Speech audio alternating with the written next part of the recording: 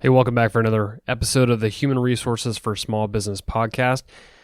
Today, I'm going to cut the intro, music, all that stuff. I'm going to get right into it. Actually, didn't have an episode for you as regularly scheduled this week. The team over at Xenium, we've been really busy putting together our annual event.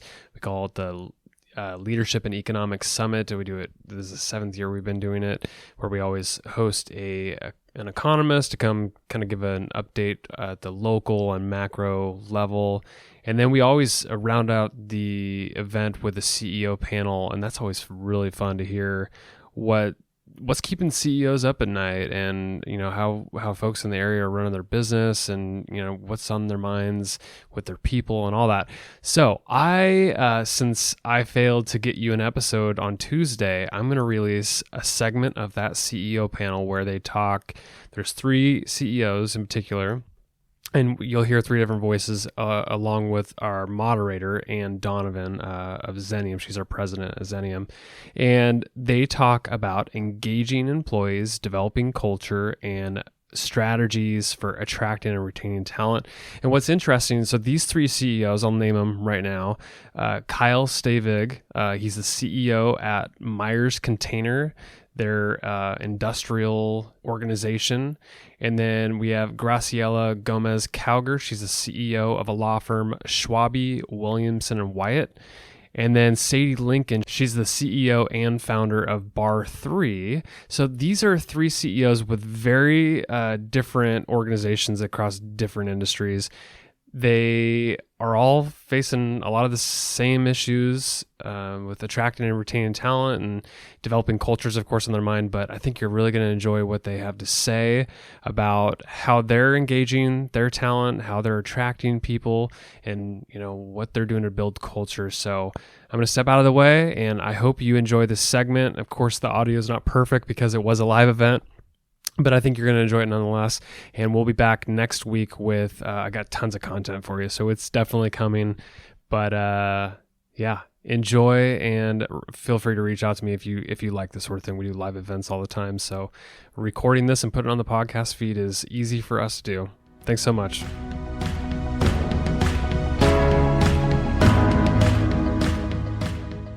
Let's jump into some of the issues that John was talking about earlier in terms of, the market has been really good for quite a long time, and especially this past year. So our clients are telling us that, attracting and retaining talent is one of the biggest issues that they're experiencing. So Kyle, I'll kind of pivot and start with you. What are some of those things that your company is doing to address the culture issues that we know our engagement of employees is a big part of what keeps people interested in coming to our company and then staying once they're there? So what are some of those unique things that you're doing to engage your employees in the culture? Money is important, very important, compensation and opportunity, but it's all around engagement. I spend a significant amount of time working on our business system, which is based on the Toyota production system. I spent a lot of time in Japan studying from Toyota. I spent a lot of time at the military institutes at either the Air Force Academy or at the West Point, and really studying, understand engagement and how they do that. And for us, and how Toyota is successful is engaging people on a daily basis, meeting them where they're at and engaging them. Some of our jobs aren't very savory, so how do you get somebody that's moving a widget 6,000 times a day, how do you get them to think about problem solving and how you do that? And Toyota has got a masterful way of they do that. We run a process in our company, and so for us, it's about engagement and meeting those folks there. It's not a perfect system, but it's our attempt as to how to get people to come in and learn our business. They don't teach it anywhere, and how to be part of a team and be successful. And the Toyota production system is how we do that. Great, thank you. Graciela, I know you were talking when we were chatting earlier about what the uniquenesses of culture engagement for a law firm, which is a long-standing industry. Share some of the things that you and your firm have been working on. I came to this position with a really deep understanding of what culture means, and culture sometimes is pegged with being sort of a soft asset. It's a nice thing if you got it. It's a thing to fix if you blew it somehow. I think of it as a hard asset. It's the way that you can attract talent. It's the way that you can retain talent. It's the way that you can communicate, that you can get the right kinds of folks, that you can get engagement, that you can get connection. And so what we are actually in the middle of doing right now is we took to measure what our current culture is. Lots of people would say, oh, you don't want to change that because that will affect our current. God forbid we want to negatively affect our current, never knowing really what our current culture is. So we turns out that you can measure that. I'm an engineer first a long time ago, so I have a very comfortable understanding of metrics and numbers. I worked in manufacturing actually, and then I decided to take the leap into the dark side. So we decided to go out and measure, and you can go out and measure your culture. That's what we're doing currently. We're trying to understand what kind of culture we are now and what kind of culture we aspire to be. And there's different kinds, and there's no really bad kind of culture. It just is whatever your culture is, so long as there's not any sort of toxic nature to them, and some cultures can become that. So we're in the middle of that, and we're engaging with our employees because we went out and measured, and it turns out that we are considered to be primarily market-driven or individual-driven currently, and we aspire to be much more collaborative. That's a kind of a new thing for lawyering in many ways, and so we're building up that kind of roadmap. What do you all mean by that? That's what we're in the middle of doing right now, and so we're engaging with all of our employees, from attorneys all the way down to staff and record keepers and such. And we're trying to figure out what that means while keeping the client at the center. So our roadmap, assuming that there is a change that we want to do, our roadmap will be, how do we keep the client at the center and become more collaborative, become more of the kind of culture we want to be, and how do we communicate that? What we know is that if we do that changes the way we even communicate with our employees, right? If we are seeking to be much more collaborative, the messaging that we use to communicate with our employees will be much more in that vein. That our compensation systems reward collaboration much more directly than they do, for example, individual behaviors and individual performance. So we're in the middle of figuring out what that means in a culture where we currently are, where, for example, our compensation systems are designed to reward individual performance. So all of those kinds of things, yeah. Yeah, awesome. And that changing the infrastructure of your people practices is what reinforces those cultural shifts that you're looking for. We see that a lot in the work that we do with our clients too. Sure. So Sadie, I know you have a lot to say about this topic too, so share with us what some of those cultural things that are important at Bar 3. Well, to start with, people are our opportunity. I think every single person in the room would agree with that. The people that come to you are your opportunity. They're also our key constraint to growth. And I always look at culture inside first, and I start with myself and how I'm showing up every day, and how self-aware I am as a leader, how willing I am to admit when I fail and to lean into struggle, and relax into struggle and move forward and show the team how to do that, how I take care of people in the in-between moments, not on a stage, how I help clean mats after class with our deep cleaners, all the in-between moments. How we show up, I think, is how culture is born, and over and over and over again. And when I first started Bar 3, I taught 19 classes. I did everything. My husband and I helped babies in childcare and checked everyone in, and we were it. And because of that, we grew this organic culture. It just happened over the years. And about 3 years ago, I realized I needed to be intentional about it. And I really fought that, because when we started the company, we put away all the business books, because for us, business was failing us. And we just wanted to operate from our souls and our values, and that worked. But then I realized, okay, now we're big. I need to have some systems in place because this is breaking down. People don't, understand us anymore, and they don't really know what we're about. And so we're very intentional about culture. We have vision, mission, values. We train, we develop.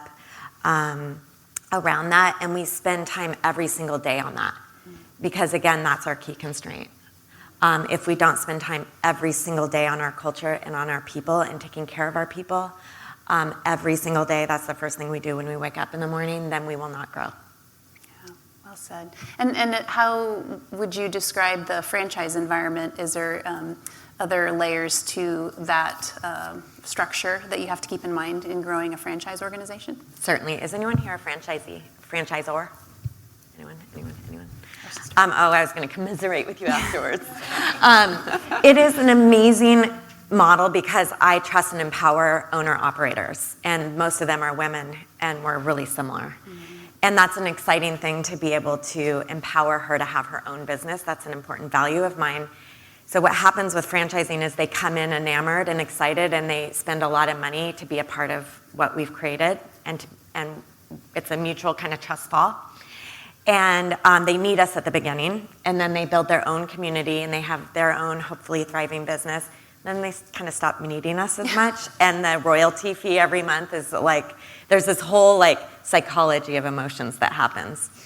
And so our job, my job as a franchisor is to have a trusting relationship with every single woman, mostly there's a couple men, who have put their life savings into my business, and remember every single day that my job is to show up for them and to show them and sell into them that I'm helping them grow sustainably, that they need me and that I need them. And that is a conscious practice and constant dialogue that we have, and we have a really open, transparent dialogue about it too. Like, this is hard, this is a hard relationship. It's actually not, always gonna be easy, and we have to work through it because we're in it together, and a rising tide, lifts all boats. And it truly evolves over time, right? The way it was when you first engaged with that franchisee. So much so. It's a lot like marriage. Yeah. You got to keep it hot. You got to keep working on it, Yeah. keep it hot. I love it. That's awesome. Well, and that's a nice segue to growing businesses, and I know that's something that all three of you are cognizant of. So how do you, Kyle, align your talent in communicating the vision and the growth strategies with your team and get them to buy in those goals?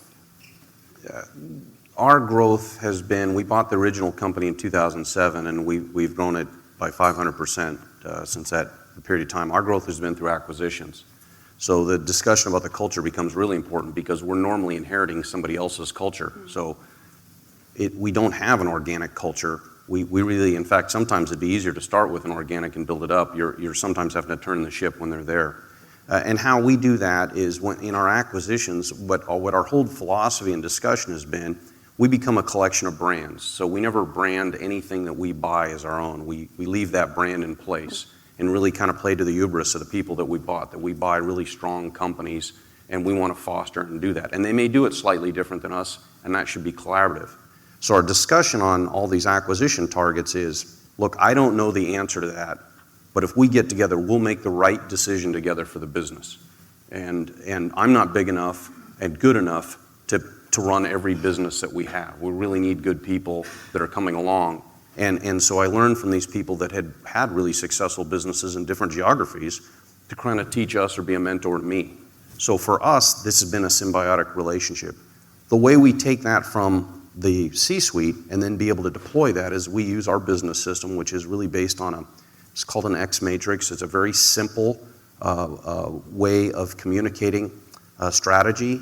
Everything in our company is done on either an X matrix or an A3, and that tool doesn't mean much to anybody here other than I can say it's done on a single sheet of paper. So our strategic plan is a single sheet of paper. Now behind that will be weeks and weeks of work that get it to that.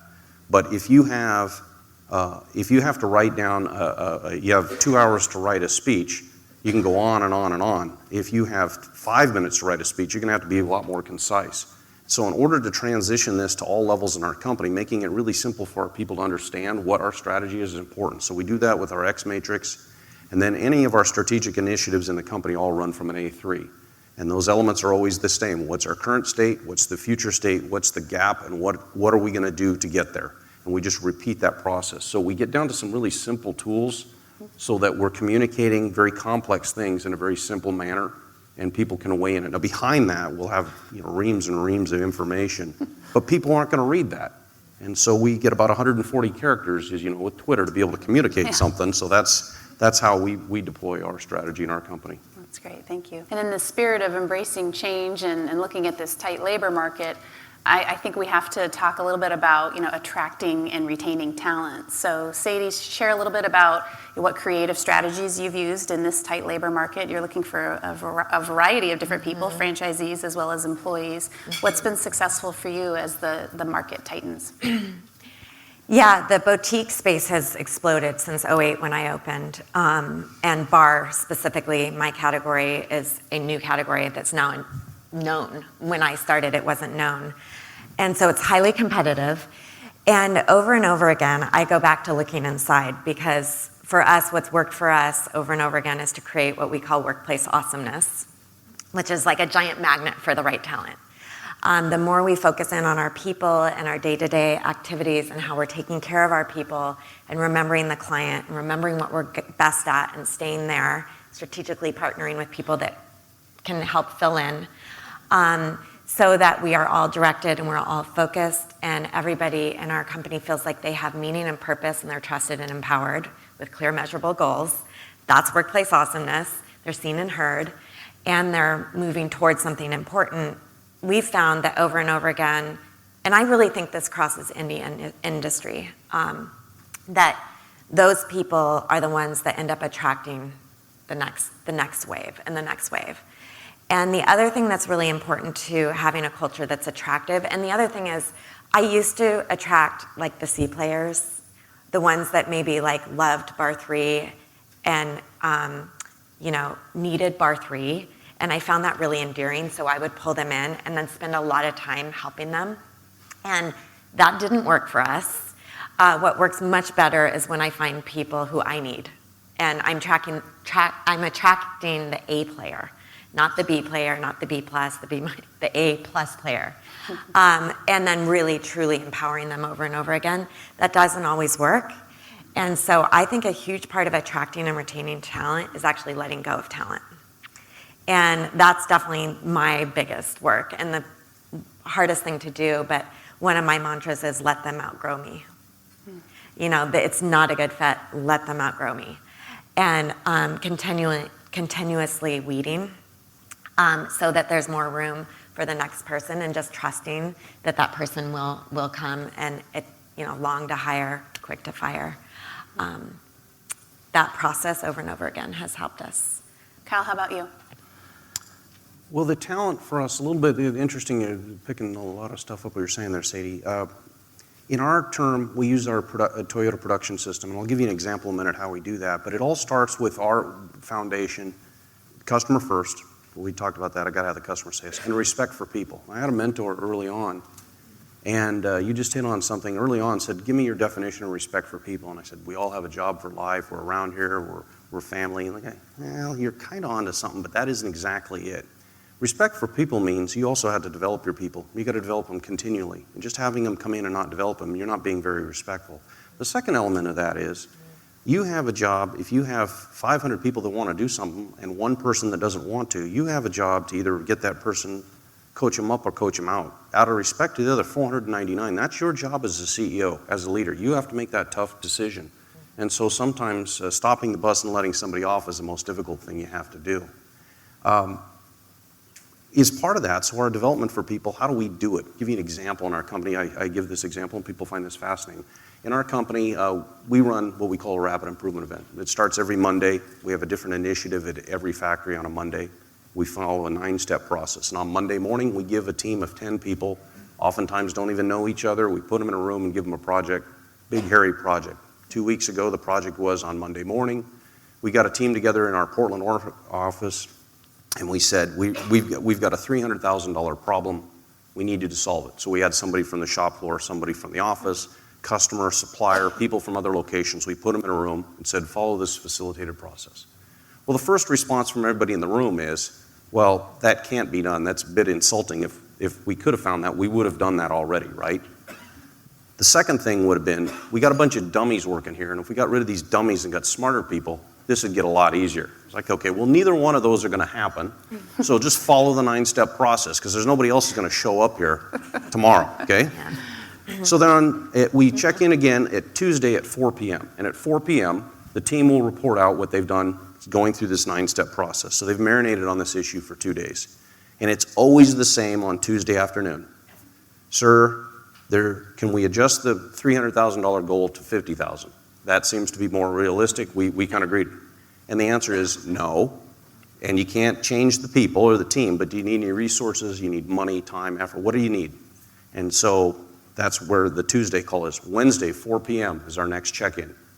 It's always the same. Sir, we've got 35 experiments we're going to run in the next 48 hours. Some of them will pass, some of them will fail. You've told us we got to follow this process, and we're going to follow this. We'll talk to you at Friday at 8 a.m. So at 8 a.m. on Friday, that team, a lot of them may not have a high school education, that team reports out on Friday morning, and what do you think I got? I get the $300,000. I get it every week.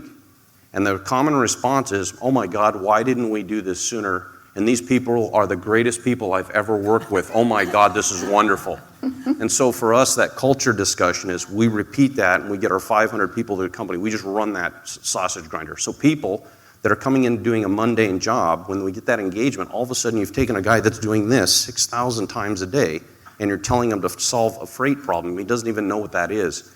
That is the kind of engagement where you're really developing human beings, because somehow they had the wherewithal to show up, be part of their soccer team, go to church, get their kids to school, whatever it is. If we focus them on a problem, it kind of changes.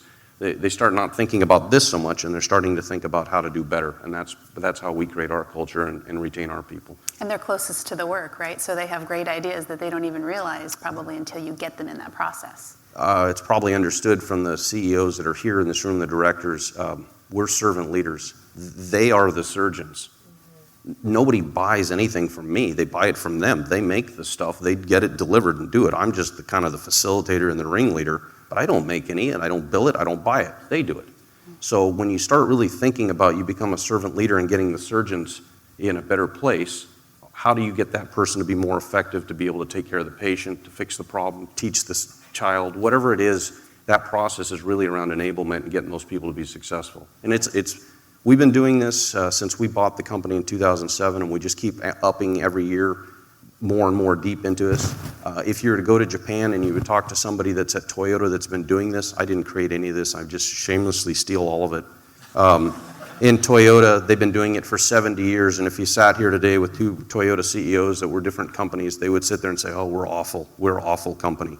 And yet they've been doing it for 70 years. So you never get there. It's just continuous improvement and continuous self-actualization, what happens there.